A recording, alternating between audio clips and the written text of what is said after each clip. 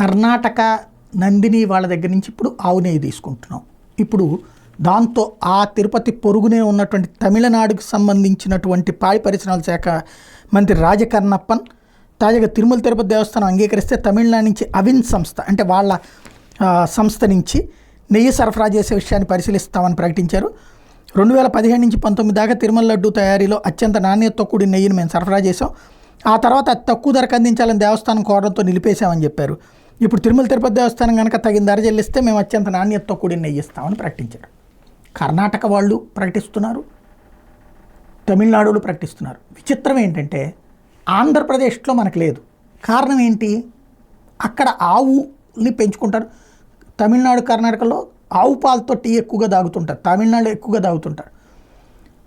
అక్కడ ఆవులను పెంచుకునే అలవాటు కర్ణాటకలో ఉంది. మన దగ్గర ఆవుల పెంపకం అన్నటువంటిది లేకపోవడం ఇది అతిపెద్ద సమస్య.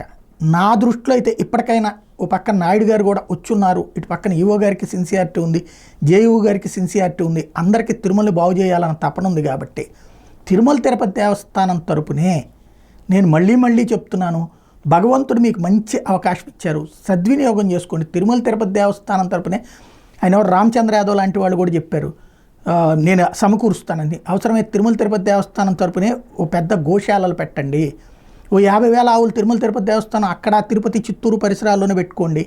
అట్లాగే ప్రతి దేవాలయ పరిధిలో ఆ ఏరియాలో ఈ గోశాలని నడిపించండి తిరుమల తిరుపతి దేవస్థానం డబ్బులతో. అక్కడ ఒక 5,000 అట్లాగా ఆవుల్ని పెట్టండి. తద్వారా కొంతమందికి ఉపాధి అవకాశాలు వస్తాయి, రైతులకి మేలు జరుగుతుంది, ప్లస్ దాని నుండి తీసే బై ప్రొడక్ట్స్తో పరిశ్రమలు ఏర్పడతాయి. దాంతోపాటుగా నెయ్యి మనది మనమే సమకూర్చుకోవచ్చు.